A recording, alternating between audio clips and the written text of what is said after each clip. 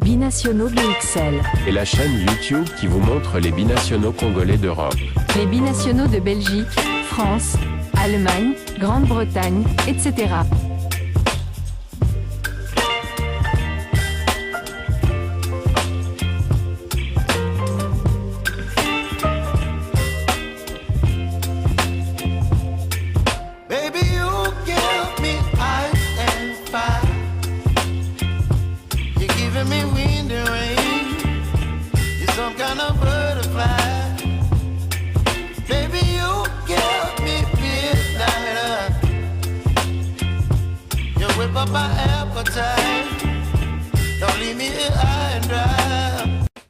Bonjour à tous.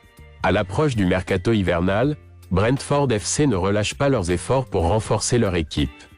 Le club anglais a récemment exprimé un vif intérêt pour le gardien international congolais, Dimitri Berthaud, faisant de lui une priorité absolue dans sa quête d'un nouveau portier. Sous le radar de l'entraîneur brentfordien Thomas Frank, Berthaud a attiré l'attention grâce à ses performances brillantes avec le Montpellier Hérault Sport Club, en Ligue 1.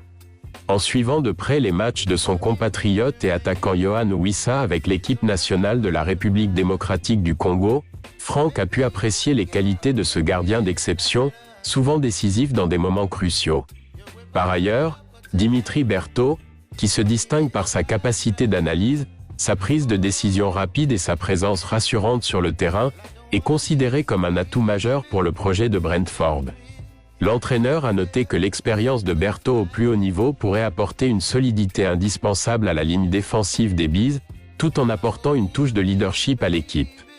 Brentford cherche à solidifier son effectif dans un championnat de plus en plus compétitif, et la signature de Berthaud serait un coup de maître, tant pour le joueur que pour le club.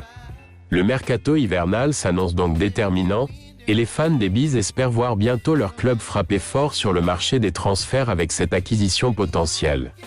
La situation de Dimitri Berthaud à Montpellier et sa volonté d'évoluer au sein d'une équipe ambitieuse comme celle de Brentford pourraient également peser dans la balance, attirant l'attention d'autres clubs sur le jeune gardien. Ainsi, la fin de l'année promet d'être riche en rebondissements pour l'international congolais.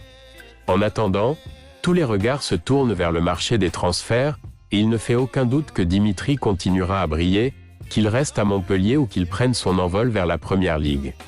Les supporters de Brentford et les amateurs de football en général attendent avec impatience de voir ce que l'avenir réserve à ce gardien prometteur.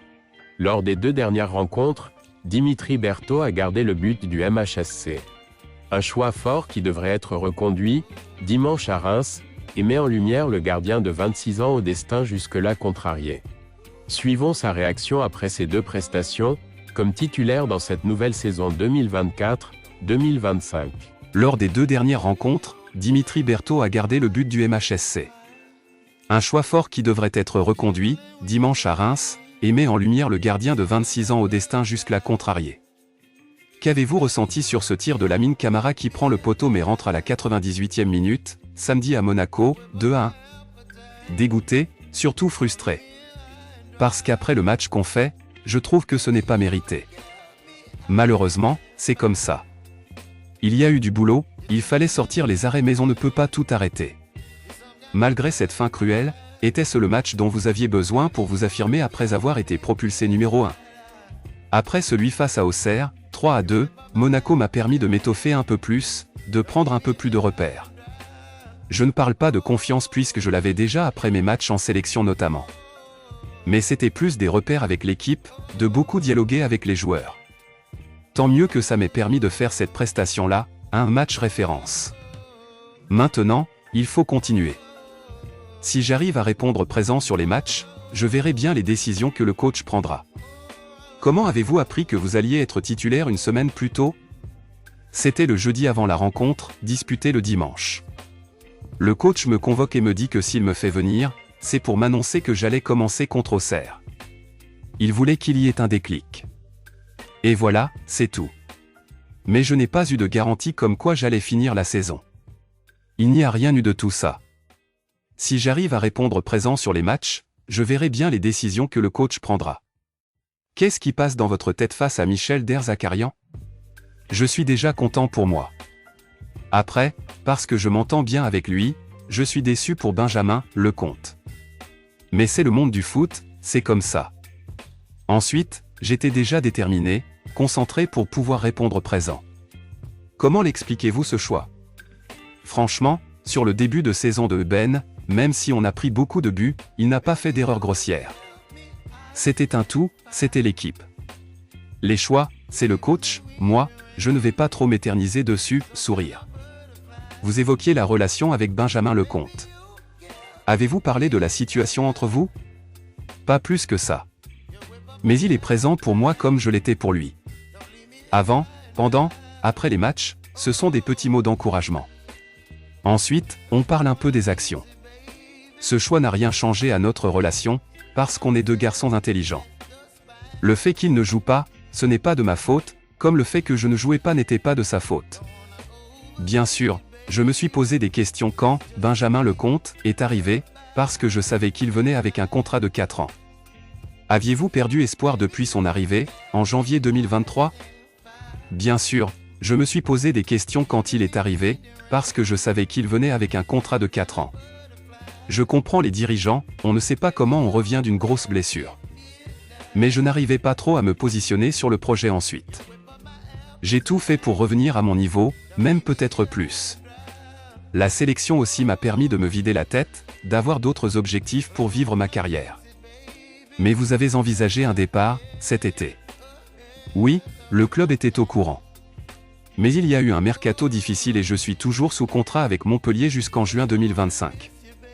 Donc le fait de rester était aussi dans les plans. En août 2022, il y a cette blessure grave à un genou, alors que vous deviez devenir numéro 1 quand Jonas Omlin partirait. Ressentez-vous une forme de revanche? La première chose que je me suis dite quand je me suis blessé, c'est que j'allais revenir plus fort, plus déterminé. La blessure est arrivée à un moment où je n'étais pas spécialement bien dans ma tête. J'étais un peu perturbé par le fait que Jonas devait partir mais était resté. Ça fait un moment que j'y pense, le fait que je ne veux pas faire toute ma carrière en tant que numéro 2. Peut-être que je ne faisais pas ce qu'il fallait pour être au top. Si on n'est pas bien dans la tête, le corps ne suit pas.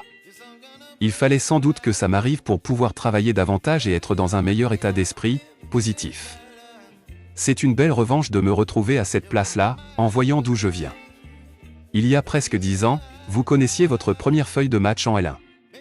À 26 ans, vous comptez 30 matchs. Vous dites-vous que c'est le moment de véritablement démarrer votre carrière? Ça fait un moment que j'y pense, le fait que je ne veux pas faire toute ma carrière en tant que numéro 2. Mon but, c'est de jouer, de prendre du plaisir, d'être performant, d'être important dans une équipe.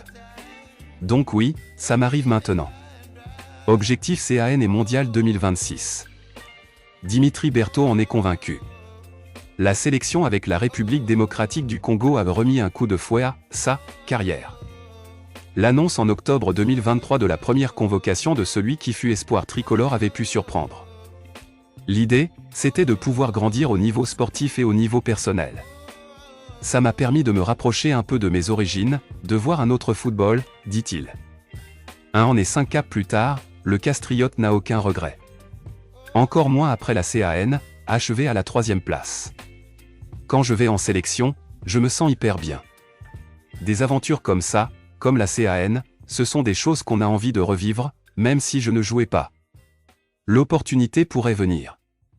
La prochaine CAN au Maroc, entre 21 décembre 2025 et 18 janvier 2026, et le Mondial 2026 sont dans le viseur de Berthaud, fier de donner de la joie à 100 millions de Congolais. C'est une question qui revient souvent avec les joueurs formés au club, qu'importe le club.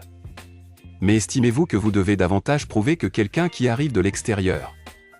Je pense. Ça fait 13 ans que je suis au club. On me voit tous les jours depuis mes débuts. Et du coup, on va dire que Dimitri, c'est Dimitri. Si je fais des trucs bien tous les jours, au final, ça va devenir banal. Alors que si ce sont des nouveaux, les gens vont être peut-être un peu plus surpris, en mode waouh. Quand ce sont les jeunes, que ça fait un moment qu'ils sont là et qu'ils sont dans le groupe pro, on ne dit plus waouh. On fait partie des murs? Exactement. Je m'en rends compte en allant en sélection.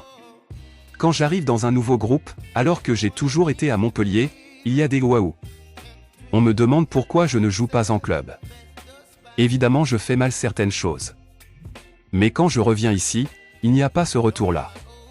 On vous ramène également souvent à votre taille, 1,80 m. Est-ce que cela a pu vous porter préjudice? Pas porter préjudice, non. Parce que je m'en sers comme une force, parce que j'ai d'autres qualités qu'un gardien plus grand. Puis je ne suis pas trop fan de ce discours-là, du fait qu'il faille des grands gardiens. Parce que ce n'est mon cas, oui. Mais parce que je ne trouve pas non plus qu'un portier gardien plus petit pourrait être moins performant qu'un autre. Ce sont d'autres critères. Mais non, je n'ai jamais souffert de ça.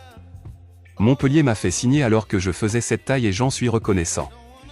J'ai déjà entendu qu'on a lâché le coach ou qu'on a lâché le club. Ce n'est rien de tout ça. Vous vous installez dans les buts au moment où l'équipe vit un début de saison compliqué. Êtes-vous obligé de faire abstraction du contexte, du classement? Justement, puisque l'équipe ne va pas bien, il faut être dedans pour remobiliser tout ça et essayer qu'on aille tous vers l'avant. J'en suis conscient. Et à mon niveau, je fais tout pour que ça aille mieux. J'essaie d'apporter un peu plus dans l'état d'esprit qu'on a l'habitude d'avoir, de beaucoup parler avec les défenseurs, d'amener de la niaque et d'être décisif. C'est avec cette mentalité-là que j'ai intégré l'équipe. On vous considère toujours parmi les jeunes. Comment le vivez-vous? Ça ne me dérange pas. Même si je ne le suis pas. J'en ai vu passer des joueurs dans le vestiaire, je suis le plus ancien maintenant. Mais c'est toujours bien de se dire qu'on est jeune, rire. Donc, en vous incluant, vous êtes beaucoup de jeunes à vous voir confier des responsabilités dans le contexte. Comment le prenez-vous? Ça dépend des caractères de chacun. Moi, j'aime bien avoir des responsabilités, être important dans le groupe. Il faut que tout le monde ait un peu cette mentalité-là, parce que c'est comme ça qu'on va y arriver. Et c'est comme ça qu'ils vont réussir, les jeunes aussi, à s'imposer. Parce qu'ils ne sont pas là pour se dire « je suis un jeune, je reste gentiment de mon côté ». Non, tu es là pour faire ta carrière et il faut tout donner tous les week-ends et même à l'entraînement. Dans le foot, il faut avoir du caractère, il faut savoir faire sa place. Parce que c'est un petit monde, si tu n'es pas performant ou si tu ne réponds pas présent, il y a un autre qui le fera. Ce caractère, c'est une de vos forces? J'ai confiance en moi. Dans la vie de tous les jours, je suis quelqu'un d'assez réservé, qui n'aime pas trop parler. Sur le terrain, c'est différent. Malgré le revers à Monaco, êtes-vous optimiste pour la suite de la saison? Le groupe a pris conscience qu'on n'était pas dans une situation facile. On ne va pas laisser le club mourir. Il faut se retrousser les manches. On sait que c'est tous ensemble qu'on va y arriver. J'ai déjà entendu qu'on a lâché le coach ou qu'on a lâché le club. Ce n'est rien de tout ça. On travaille tous les jours pour mettre le club où il doit être. Et il ne doit pas être en Ligue 2. Nous sommes arrivés à la fin de notre sujet concernant l'intérêt de Brentford pour Dimitri Berthaud, le gardien international titulaire chez les Léopards de la RDC. Si ce sujet vous a plu, merci de liker, commenter et partager cette vidéo. Merci également d'activer la cloche des notifications après vous être abonné, afin de ne pas manquer la prochaine vidéo que nous allons mettre en ligne. Binationaux BXL vous dit au revoir. Binationaux BXL. Et la chaîne YouTube qui vous montre les binationaux congolais d'Europe. Les binationaux de Belgique, France, Allemagne, Grande-Bretagne, etc.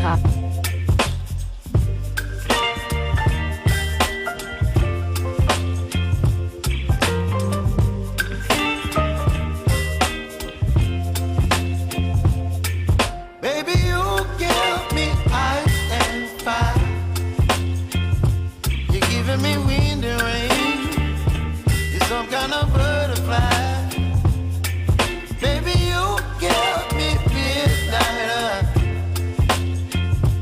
You whip up my ass.